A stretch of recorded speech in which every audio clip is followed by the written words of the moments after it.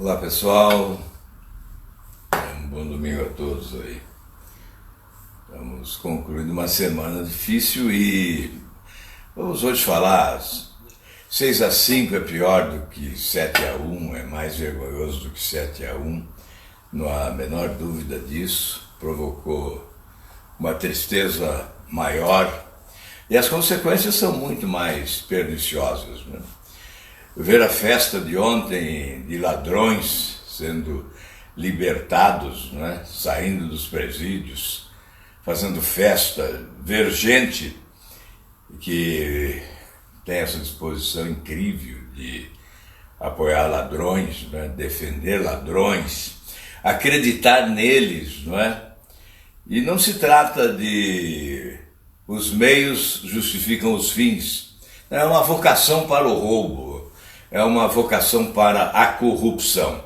Me perdoem, é possível que alguns, vários ou até muitos possam estar iludidos, né? São enganados, mas é triste ver que centenas de brasileiros ontem foram às ruas para comemorar a liberdade provisória, eventual, circunstancial de um bandido, não é? Desculpem a afirmação, eu estive em Cascavel na sexta-feira e talvez tenha sido um dos discursos mais indignados que eu pronunciei, porque exatamente naquele momento estava o juiz da Vara de Execuções Penais libertando o chefe da organização criminosa que estava preso em Curitiba há mais de 500 dias. E depois, na sequência, outros foram sendo libertados. E nós não sabemos ainda quantos serão. Agora, é bom, mais uma vez, tratar desse assunto. Eu vou falar das PECs, né, da prisão em segunda instância, vou falar do foro privilegiado, sim, mas olha, é preciso analisar o que está por detrás disso tudo, né? Por que isto ocorreu? Por que está ocorrendo isto, não é? Afinal, o povo brasileiro não foi para as urnas para mudar o Brasil? Não foi essa a expectativa? O voto não foi o voto da mudança. A esperança que ressuscitamos durante a campanha eleitoral tinha, sobretudo, como prioridade o combate à corrupção e uma nova justiça no país, o salto civilizatório, quando o país deveria avançar para um estágio de país desenvolvido, onde a justiça prevaleça sempre sobre a impunidade. Aquele conceito antigo, arraigado aqui no inconsciente coletivo, de que a justiça no Brasil só alcançava os pobres, muito pobres, e que os ricos, os tubarões, os barões da corrupção, os colarinho branco, jamais seriam alcançados pela justiça. Esse conceito estava mudando a partir da Operação Lava Jato. E nós tivemos momentos em que, mesmo com o presidente da República denunciado por corrupção 2 vezes pela Procuradoria-Geral da República, um fato inédito na nossa história, mesmo nesta circunstância, a Operação Lava Jato tinha força, tinha apoio oficial, Polícia Federal independente, Ministério Público independente, Justiça de primeiro grau e segundo grau, atuando com mais celeridade e com mais implacabilidade no combate à corrupção. Então veio a eleição e todos nós ficamos esperançosos, porque todos os candidatos foram valentes, não é? Foram valentões, disseram que iam espancar a corrupção, que iam surrar os corruptos, que iam colocar para fora todos os candidatos. Então imaginava-se que com a eleição nós estaríamos avançando para um tempo onde uma nova justiça prevaleceria. E hoje nós estamos aqui indignados, revoltados e eu tenho que responder várias perguntas aqui. Eu olhei e vi quais são as perguntas essenciais. O que fazer agora? Como é que essa história das PECs, tem PEC na Câmara, tem PEC no Senado? Olha, o mal é que quase sempre se acorda quando o monstro chega. Quase sempre a sociedade dorme e repentinamente ela acorda quando um fantasma ameaça. Foi o que ocorreu agora.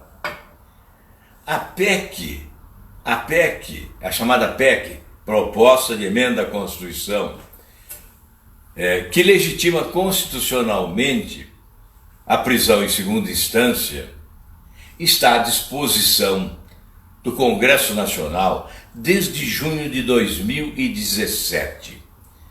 Vamos fazer a retrospectiva, porque só agora se movimenta a população, alguns parlamentares.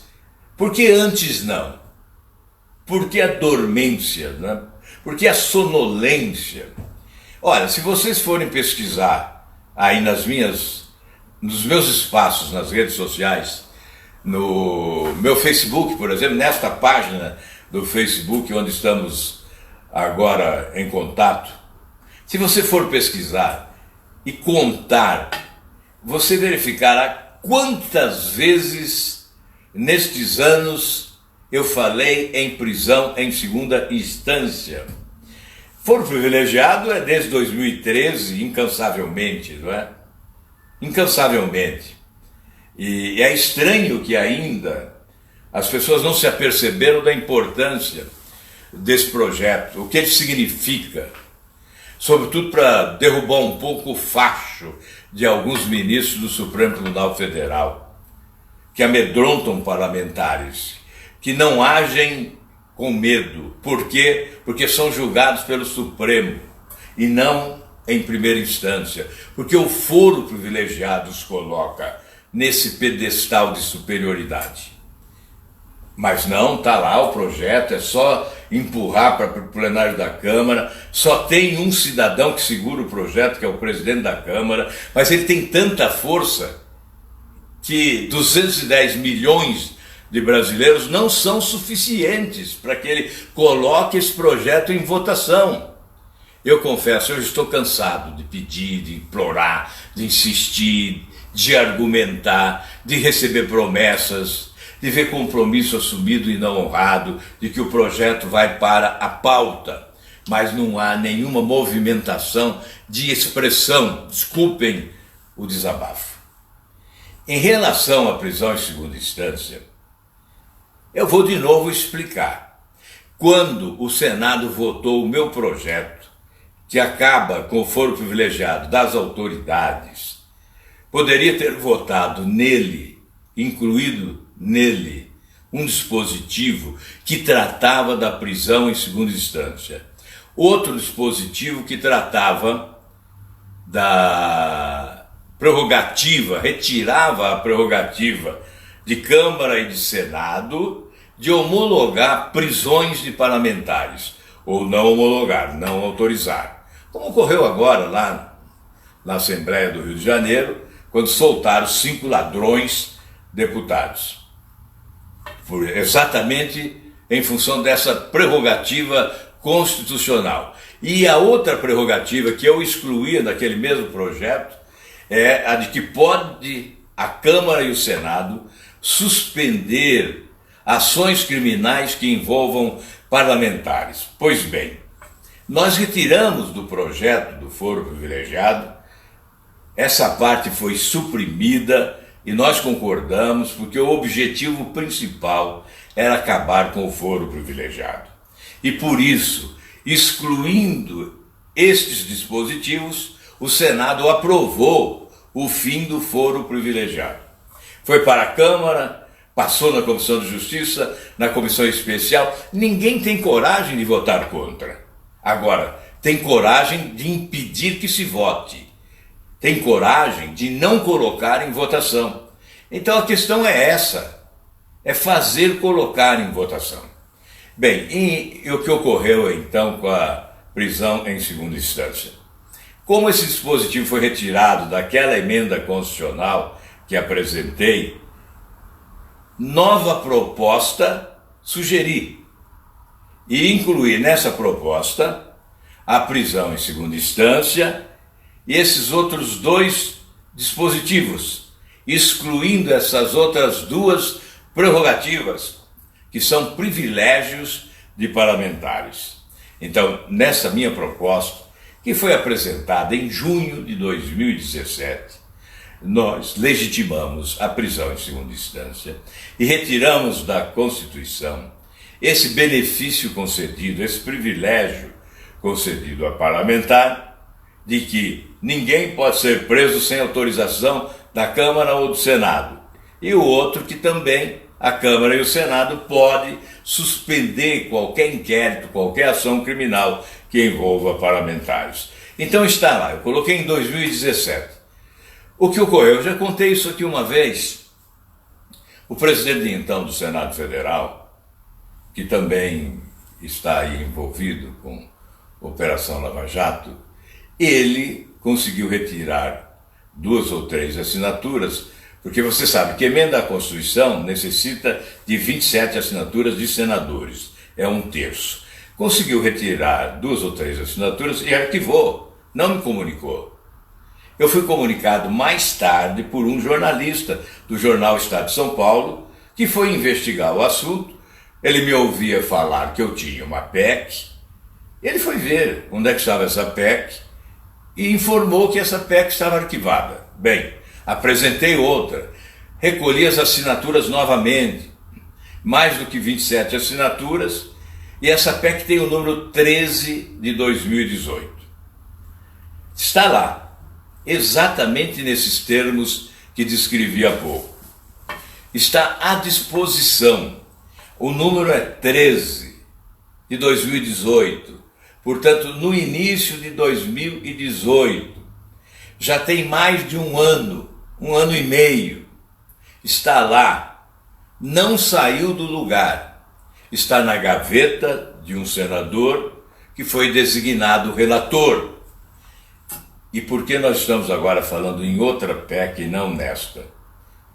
Exatamente porque essa outra PEC, do meu amigo senador Oriovisto, tem o número 5 de 2019. Ela foi apresentada neste ano. O senador Oriovisto quis apresentar uma proposta um pouco diferente da minha. E apresentou. Ele teve a felicidade da Simone Tebet, que é presidente da Comissão de Justiça, designar a Selma, a juíza Selma, que é senadora do Podemos, para relatar. E a Selma não deixou na gaveta, ela relatou e essa proposta está pronta para ser votada. Além desta proposta, tem também projetos. Tem um projeto do Alessandro Vieira e tem um projeto do senador Cajuru. Eu iria apresentar na segunda-feira um projeto alterando o artigo 283 do Código de Processo Penal, exatamente para substituir o termo presunção de inocência pela condenação pelo pleno de qualquer tribunal. Portanto, aí estaria de volta à prisão em segunda instância. E sem mexer na Constituição, uma coisa mais rápida. Então, além da proposta de emenda à Constituição, que tenta acabar com essa bandalheira de soltar ladrão no grande saidão que tivemos esta semana, o saidão histórico, este é o saidão histórico, este é o saidão da elite econômica do país. Este é o saidão do colarinho branco. Este é o saidão dos malandros da política. Este saidão envergonha o Brasil.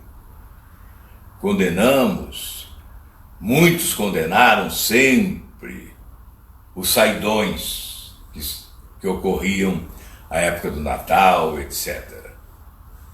Agora, nós temos um novo saidão da vergonha, saidão do escárnio, o saidão do assinte, saidão do atraso, o saidão do achincalhe, o saidão da bandalheira, o saidão da canalice. É este o saidão que nós tivemos nesta semana. Saidão da decepção, da frustração, o saidão que ofende a inteligência nacional, o saidão que maltrata a consciência cívica do povo brasileiro. É contra esse saidão que agora nós estamos trabalhando. O Congresso com atraso. Eu disse por quê? Todos dormem até que o monstro chega e assuste. Todos dormem até que o fantasma se aproxime para acordar. Então agora acordamos, agora todo mundo fala em proposta de emenda à Constituição ou projeto de lei para consolidar a prisão em segunda instância. Mas eu preciso mais uma vez dizer que há uma razão para que isso esteja ocorrendo. Eu comecei dizendo que a eleição ressuscitou as esperanças do nosso povo, de que seria possível a construção de uma nova justiça no Brasil, onde todos seríamos iguais perante a lei e onde os bandidos de colarinho branco não seriam impunes, não seriam os privilegiados da nossa história. Porque, na verdade, com essa decisão do Supremo, 6-5, então veja, se é 6-5, é porque não há consenso, não há unanimidade, não é irreversível. Se no ano que vem se muda um ministro, por exemplo, aposenta o Celso de Mello, o decano da corte, e se nomeia alguém diferente, já muda a jurisprudência outra vez. Muda a jurisprudência novamente. Se houvesse impeachment de ministros do Supremo, tem lá mais de 18 pedidos de impeachment. Se o presidente do Senado acolhesse um pedido de impeachment, ou 2 ou 3, e nós teríamos nomeações no Supremo Tribunal Federal, já essa história seria diferente. Mas isto não ocorre. A eleição que ressuscitou esperanças agora está frustrando, porque estão trombando na aspiração maior do povo de mudar o Brasil com uma nova justiça.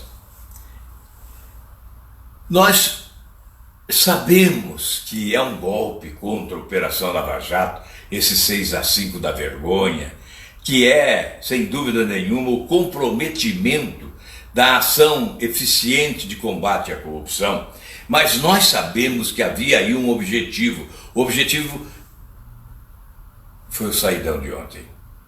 Esse saidão de ontem era o objetivo. Colocar para fora da cadeia essa gente. Colocar para fora da cadeia os responsáveis pelo maior assalto da história do nosso país. Vocês se lembram daquele inglês que se asilou no Brasil? O ladrão do trem lá na Inglaterra. Não me lembro mais o nome. Pois é, aquele assalto teve tanta repercussão histórica, né, internacional. Aquele assalto não chega nem aos pés do assalto que praticaram aqui no Brasil. Quem vê, por exemplo, a delação do Palocci fica impressionado com os valores do roubo, né? De contas recheadas. É Petrobras, é BNDES, é fundos de pensão, Correios, Banco do Brasil, Caixa Econômica, administração direta, indireta, uma roubalheira generalizada. A doença do roubo contaminou todo o organismo da administração pública federal, ampliou para os estados, veja lá no Rio de Janeiro, veja no Paraná. Enfim, tudo isso está ocorrendo em que pese as eleições terem alimentado essa esperança na nossa gente de que nós mudaríamos o Brasil para valer. E aí vem esse acordo. Olha, eu sei que tem gente que não gosta de ouvir isso. Eu sei que tem gente que finge que não entende isso. E sei que tem gente que prefere não aceitar isso como verdade. Mas é fato consumado. Nós fomos levados a isso. Não vou responsabilizar ninguém. Mas nós chegamos a isso. Nós chegamos a isso. Houve sim um acordão. O saidão de ontem é resultado de um acordão que envolveu os três poderes. A mudança no Supremo, veja, por que mudar de 2016 para 2019? A Constituição mudou? Não, a Constituição não mudou. Então por que mudaram 6 ministros? Antes eles diziam, o Gilmar Mendes mesmo dizia, não há nada na Constituição que impeça a prisão em segunda instância. A cláusula pétrea fala em condenação. A jurisprudência fala em prisão em segunda instância, após condenação do segundo grau. Mas não interrompe, não impede, não exclui a possibilidade dos recursos em nome da tal presunção de inocência. A prisão é uma coisa, presunção de inocência é outra coisa, porque mantém-se a possibilidade de todos os recursos possíveis e imagináveis. O que acontece agora com esses 6-5 da vergonha? O que acontece agora é que não haverá julgamento final, não transitará em julgado. Os ricos, os poderosos não irão para a cadeia. É isso que acontece se não mudarmos. E só é possível mudar se houver essa participação coletiva entusiasmada. Ontem eu publiquei aí alguns vídeos na nossa página, que é sua, a minha página é sua página. Publicamos alguns vídeos da manifestação na Avenida Paulista, milhares de brasileiros indignados. Então, o Brasil todo tem que ficar indignado. Não basta só o protesto, tem que haver mesmo uma ação vigorosa de pressão sobre os parlamentares. Não esqueça do foro privilegiado, não. O fim do foro privilegiado vai ajudar a consagrar a prisão em segunda instância. Você pode ter certeza, vai ajudar. Vai ajudar, é um estímulo à prisão em segunda instância. E olha, eu não sei o que é mais importante, sinceramente, eu não sei se é o fim do foro privilegiado ou se é a prisão em segunda instância. Porque a condenação em primeira instância já torna o político, especialmente, o político já se torna condenado em primeira e segunda instância, ele já se torna ficha suja e não pode ser candidato. Por exemplo, o presidente Lula já anunciou que vai sair em campanha e o nome é o do Haddad, não é o dele.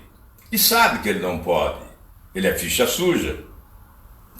Ele foi condenado 2 vezes já, não é? Em primeira instância 2 vezes, em segunda instância 1 vez. Triplex e o sítio de Atibaia. E tem mais 8 inquéritos, mais 8 ações, e está solto. E está solto. É um desestímulo à seriedade, não é? É um estímulo à bandidagem. Essa história não pode terminar bem. Ou nós enfrentamos para valer Eu estava dizendo das PECs e dos projetos que estão lá no Senado, mas na Câmara também tem lá uma proposta de emenda à Constituição do Alex, né, que é um deputado do ABC paulista, 405, se não me engano, não me lembro o número não importa, mas tem o mesmo objetivo, trata da prisão em segunda instância. Então lá na Câmara, o Podemos, mais o Novo e mais a Cidadania, já anunciaram que farão obstrução, não votarão nada se antes não votarem a prisão em segunda instância. Não votarão nada. E no Senado já há um compromisso de que a proposta será colocada em votação. Então nós não somos adeptos dessa falsa valentia, né, desse machismo político. Então vamos aguardar. Obviamente, se não houver o cumprimento do compromisso de se colocar na pauta e em votação, aí sim, aí proporemos também a obstrução, não votaremos nada enquanto não se votar essa matéria. Nós temos, portanto, muitas propostas no Legislativo. Eu nunca gerei falsa expectativa em relação ao Legislativo. Essa matéria tinha que ser resolvida mesmo no Supremo Tribunal Federal, deveria ter mantido a jurisprudência e o Brasil estaria, então, elencado entre os países mais avançados, porque hoje, dos 193 países da ONU, só o Brasil não prende em primeira ou segunda instância. Então se tornou o paraíso da impunidade. O paraíso da impunidade. Meus amigos, minhas amigas, hoje é domingo, mas eu evitei ontem, mas hoje eu não consegui evitar de conversar com vocês, fazendo esse desabafo. Lá em Cascavel, na sexta-feira, inclusive, eu disse que já tive momentos tristes, né, durante a minha trajetória política, mas nenhum comparado ao deste dia.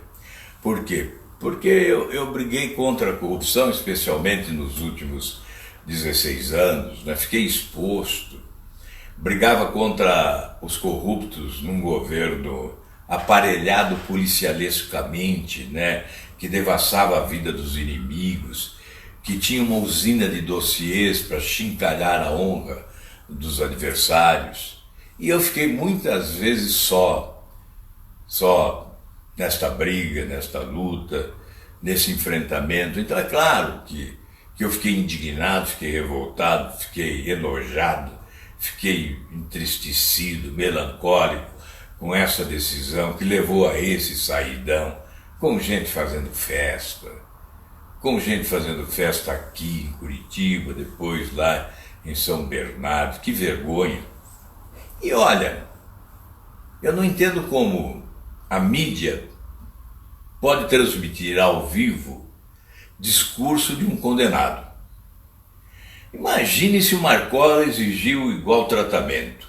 Vamos lá. A Globo News deu todo o espaço, colocou o discurso ao vivo. É impressionante que dá o espaço e apanha, né? Então a Globo agora apanha dos dois lados, apanha do PT e apanha do time do Bolsonaro. Então isso tem algum significado. Mas eu estou dizendo o seguinte: por que dar espaço para o discurso de um condenado? Enfim, praticou crimes. Aí tem o Marcola, tem o Beiramar, temos muitos que poderiam pedir então tratamento igual. Enfim, é a decepção, é a frustração, é a incompreensão. Nós temos que conviver com isso nesse mundo da política. Não dá para jogar toalha, não dá para ir embora. Nós temos que continuar e vamos continuar. Já na segunda-feira, o Senado se reúne, tem lá a sessão deliberativa, normalmente não temos na segunda, nesta teremos. E vamos discutir esses assuntos. vamos ver como é que se coloca, o que é prioridade, o que vamos votar. Não importa quem é o autor, importa que se vote qualquer das propostas como resposta imediata, urgente a essa decisão vergonhosa. Os meus aplausos aos 5 ministros do Supremo Tribunal Federal. E eu, particularmente, quero aplaudir sem demérito aos demais. Eu quero aplaudir 2 ministros. O ministro Edson Fachin, que foi o relator da sua sabatina no Senado Federal. Apanhei horrores eu apanhei, e até hoje ele só deu motivo para eu ficar orgulhoso da sua presença no Supremo Tribunal Federal. O Fachin tem sido sério, correto, imparcial, e eu tenho que fazer a justiça, porque ele apanhou demais. E eu apanhei junto porque eu defendia. Porque fui o responsável pelo parecer aprovado no Senado Federal que o nomeou ministro do Supremo. Ele tem sido exemplar. Não pode fazer milagre, tem sido quase sempre derrotado. E o outro é o Barroso. O ministro Barroso tem sido também fantástico. Eu participei da sua sabatina, fiz indagações, e ele tem sido irrepreensível no Supremo Tribunal Federal. Foram 5, eu citei esses 2 em homenagem aos 5 ministros que atuaram corretamente, a Carmen Lúcia, o Fux, enfim, os 5 ministros. Quero lamentar apenas que alguns outros que tinham posição diferente antes mudaram. Inclusive o decano Celso de Mello sempre teve o meu respeito, a minha admiração, e mudou de posição. Este resultado de 6-5 é a consequência do grande acordo que se fez em Brasília. Olha, muito obrigado a vocês pela atenção, um grande abraço a todos. Bom domingo, boa semana.